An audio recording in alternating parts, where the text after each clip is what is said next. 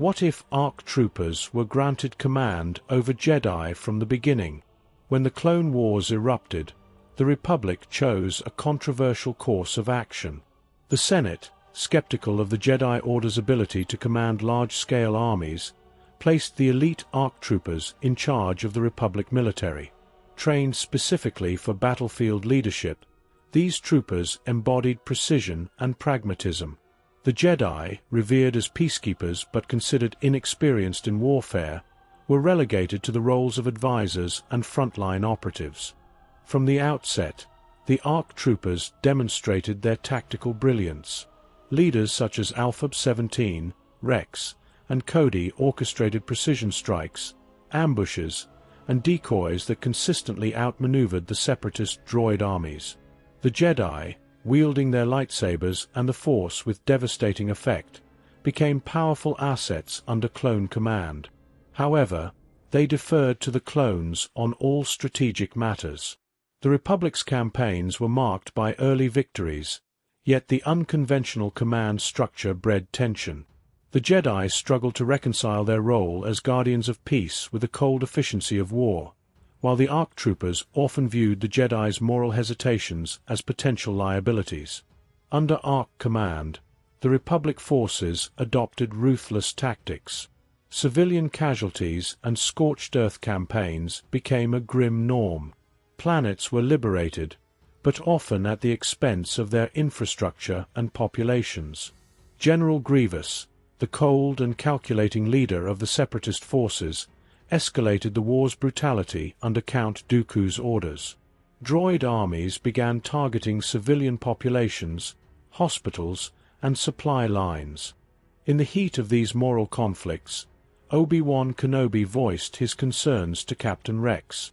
"We cannot call ourselves protectors of the galaxy if we leave entire worlds in ruins," Obi-Wan said, his voice heavy with frustration. "With respect, General Kenobi," Rex replied evenly, "protecting the galaxy means winning this war. Anything less is surrender." This growing divide between the Jedi's ideals and the clones' pragmatism deepened, casting a shadow over their alliance. As the war intensified, Palpatine introduced a terrifying new weapon, the Dark Trooper Initiative.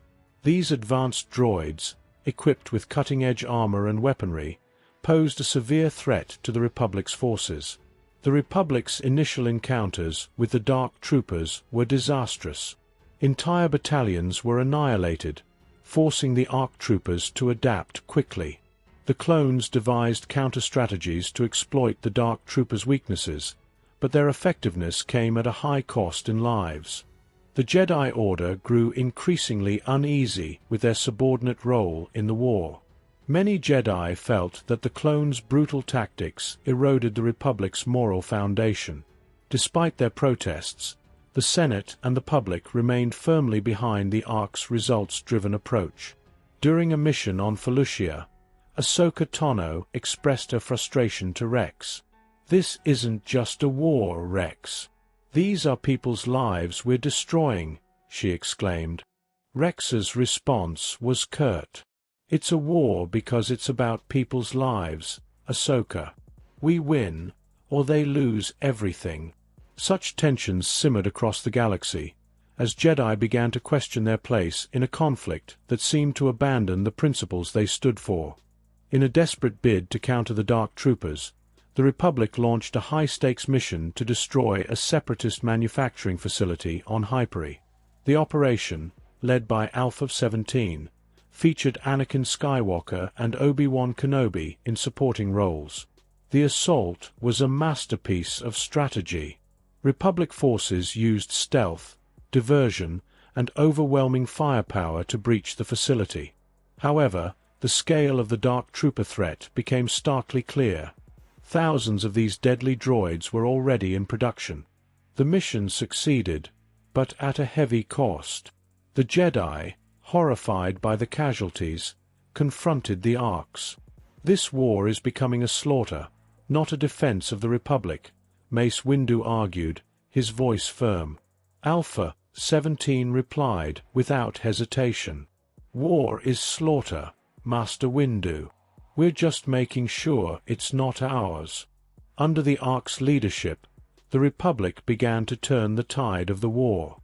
Separatist strongholds fell one after another, and victory seemed within reach. Yet the cost was staggering. Planets liberated by the Republic lay in ruins, and reports of civilian casualties spread, fueling further discord between the Jedi and the clones. Heron 4, a vital industrial hub for the Separatists, became the stage for one of the war's most brutal campaigns. The planet's fortifications were formidable, with factories embedded in cliffs and protected by layered shields and artillery. In the command center, Alpha 17 outlined his plan to the gathered Jedi advisors, including Anakin Skywalker and Luminara Unduli. "We'll draw their fire with a diversionary assault on the Western Front. While they're distracted, insertion teams will disable the shield generators. Once the shields are down, orbital bombardment will clear the way." Luminara frowned. "Orbital bombardment? There are civilians in those factories." Alpha 17's tone was firm. "The factories are the objective. Civilians are collateral damage. If we don't destroy those facilities, billions more will die in the war." As the battle unfolded, the Republic forces executed the plan with ruthless precision. Despite devastating losses, the operation succeeded, leaving Heron for a smoldering wasteland. The Separatists launched their final assault on Coruscant, throwing their remaining forces, including waves of dark troopers, into the fight. The Arks transformed the capital into a fortress, rallying the Republic's defenders with unyielding determination. In the heart of the battle, Alpha 17 faced General Grievous in a brutal confrontation. "You're just another droid to scrap, Grievous," he said coldly. Grievous sneered. "Your arrogance will be your undoing, clone." The showdown ended with Grievous retreating, his forces in disarray. As dawn broke over Coruscant, the Republic celebrated its triumph. Yet the Jedi, weary and disillusioned, felt the cost of victory weigh heavily on their shoulders. "We won the battle," Obi-Wan said quietly, "but I fear we've lost something greater." Alpha 17's reply was resolute. "We did what was necessary. That's the only way to win a war." In the shadows, Palpatine smiled. His ultimate plan was nearing completion. With the Separatists nearly defeated, the Republic began consolidating its power. The Senate lauded the ARC troopers as heroes, crediting their leadership for the Republic's survival. However, the galaxy was far from united. The Jedi Order, disillusioned and fractured, struggled to reconcile their diminishing role with the brutal realities of the war. Anakin Skywalker, grappling with his own frustrations, confided in Obi-Wan. "We've sacrificed everything, Master," Anakin said, his voice strained. "Our ideals, our brothers, even our sense of right and wrong. And for what? A galaxy that's barely holding together." Obi-Wan placed a hand on Anakin's shoulder. "We must believe that what we've done will lead to peace. Otherwise, all this loss will be for nothing." But even Obi-Wan's conviction wavered. The war had changed them all. With the Separatists all but defeated, Palpatine issued a chilling new order. The Jedi were to be eliminated as threats to the Republic's stability. Operation Nightfall began, and the ARC troopers, alongside their brethren, were given a single directive: wipe out the Jedi. However, unlike their fellow clones, the ARCs were not fitted with inhibitor chips to enhance their independence and tactical judgment. Some questioned the order's legitimacy, particularly when it came from a single individual rather than the Senate.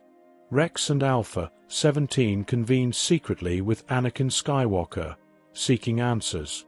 "This doesn't feel right," Rex said. "The Jedi aren't our enemies." Alpha 17's gaze was sharp. "Skywalker, you've been close to the Chancellor. Why is he doing this?" Anakin hesitated, the weight of his divided loyalties visible on his face. Palpatine believes the Jedi are plotting against him. I stand with him. The tension in the room was palpable. The war was no longer just a battle for the galaxy. It had become a battle for the soul of the Republic itself. The arcs, torn between loyalty and morality, found themselves at a crossroads. Some complied with Order 66, believing in the Republic's cause. Others refused, forming secret resistance groups alongside Jedi survivors. Alpha 17 and Captain Rex led one such faction, determined to uncover the truth behind the war. Partnering with Jedi like Ahsoka Tano and Obi-Wan Kenobi, they began piecing together the extent of Palpatine's manipulation. Meanwhile, the Dark Troopers, initially deployed as weapons against the Separatists, were reassigned to hunt down dissenters. Palpatine's vision of a galaxy under his iron grip was coming to fruition. On Coruscant, the Senate convened for an emergency session called by Palpatine. Here he transformed the Republic into the Galactic Empire. As he delivered his triumphant address, a strike team led by Alpha 17 and Obi-Wan infiltrated the Senate building, intent on exposing his Sith identity to the galaxy.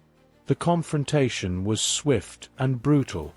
Palpatine, revealed as Darth Sidious, unleashed his dark power, effortlessly fending off the attackers.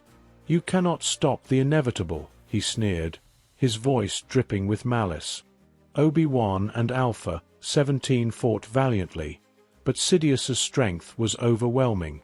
It was only with the unexpected arrival of Anakin Skywalker that the tide began to turn. Anakin, torn between loyalty to the Jedi and the lure of the dark side, finally made his choice. He confronted Sidious in a climactic duel, his lightsaber clashing against the Sith Lord's crimson blade.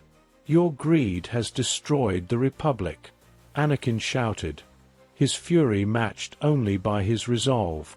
"And your weakness will destroy the galaxy," Sidious retorted. In the end, it was Anakin's humanity that prevailed. With a final, desperate strike, he defeated Sidious, bringing an end to the Sith Lord's reign. The galaxy was left in ruins, but the seeds of hope remained. The Republic, though fractured, began rebuilding under a new coalition of leaders, Bail Organa as the figurehead. Anakin Skywalker, scarred but redeemed, vowed to dedicate the rest of his life to restoring peace. The ARC troopers would be remembered as the warriors who turned the tide of the Clone Wars. And in the darkness of the galaxy, a faint light emerged, a testament to the resilience of those who dared to fight for a better tomorrow. Drop the scenarios you would like to see in the comments, and I will pick one every week. I hope you enjoyed this video. See you in the next one.